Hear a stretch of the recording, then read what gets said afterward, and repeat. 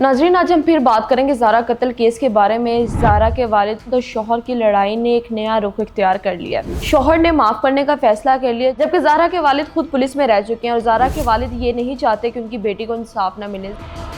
ज़ारा के वालिद ने ये मना कर दिया है इस चीज़ से कि मैं आपकी माँ और बहन को माफ़ कर दूंगा, लेकिन इनकी इसी तरह की लड़ाई में कदीर जो है उनको ब्लैकमेल कर रहा है, कदीर तंग कर रहा है। आए रोज़ लड़ाई हो रही है इस चीज़ के कि ज़ारा के वालिद जो हैं वो माफ़ कर दें, लेकिन ये FIR जो है वो ज़ारा के वालिद की मदीयत में दर्ज करवाई गई है और वो ये नहीं चाहते कि उनकी बेटी को जो है वो इंसाफ ना मिले।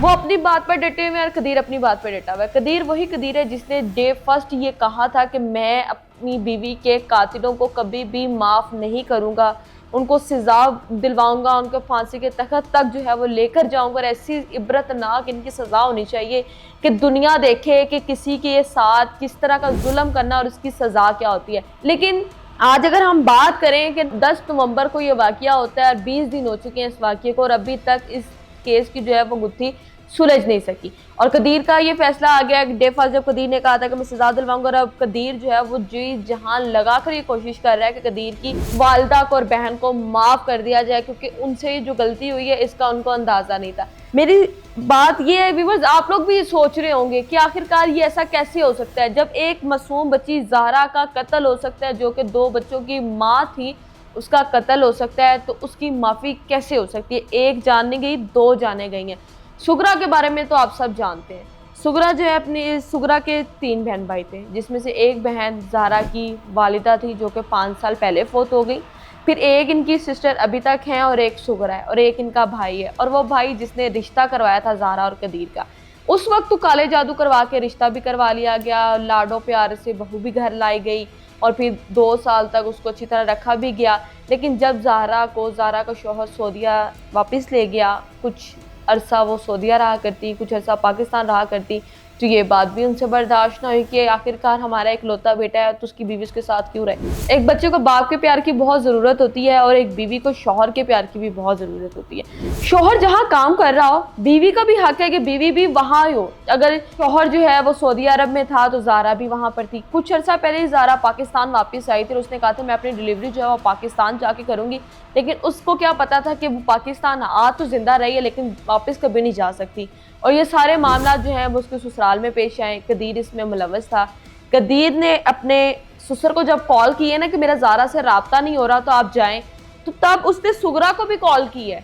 ये डाटा भी सुगरा के मोबाइल से कलेक्ट हुआ है। उसने सुगरा को कॉल किया, कॉल करके कहा कि मेरा ससुर आ रहा है आपके घर। ऐसे फर्श नहीं साफ हुए थे, ऐसे सफाइयाँ नहीं हुई थी।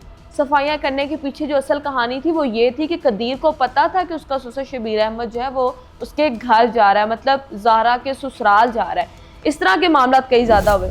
अब हम यहाँ पर अगर बात करें ना तो यहाँ पे इस तरह के अगर मामला ज़ारा के केस में हुए ना तो कई ऐसे केसेस हमारे पाकिस्तान में दर्ज हो रहे होंगे।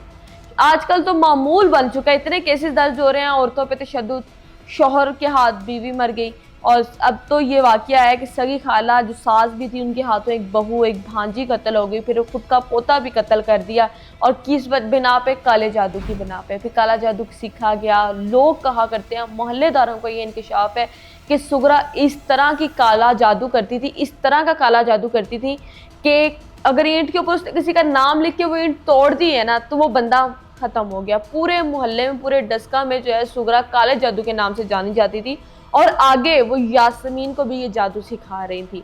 यास्मीन इसलिए अपनी माँ के घर में हर टाइम मौजूद रहा करती थी क्योंकि वो भी ये काला जादू सीख रही थी और इन्होंने काला जादू सीखने के लिए ज़ारा की खोपड़ी को अपने घर की छत पर रखा हुआ था कि वो उस खोपड़ी से इल्म करके अपने काले जादू को मजबूत बनाएंगी और आगे आने वाले वक्तों में बहुत से काम करेंगी। लोगों के घरों में तलाक़ें करवाना, लोगों के घरों में फसाद डलवाना, किसी को मरवाना, ये काम सुगरा बहुत अच्छे तरीके से जानती थी। सुगरा रात को बरहना होकर कब्रिस्तान में भी फिरा करती थी। काले जादू के लिए उसको जो जो अमल बताए जाते थे, चिल्ले काटने हैं, आपने ये करना है, वो करना है, सानी खोपड़ियाँ लानी है, आपने किसी की किसी का खून की बोतल जो है वो लेनी है, इस तरह के मामला सुगरा करती रही है।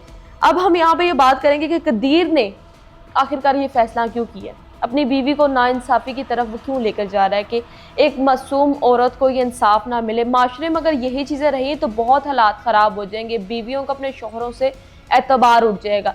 बच्चियां शादी करने से डरेंगी। हम किस तरह की सोसाइटी में जी रहे हैं? हमें तो सबसे पहले ये पता होना चाहिए कि हम जिस सोसाइटी में जी रहे हैं वो सोसाइटी किस तरह की है।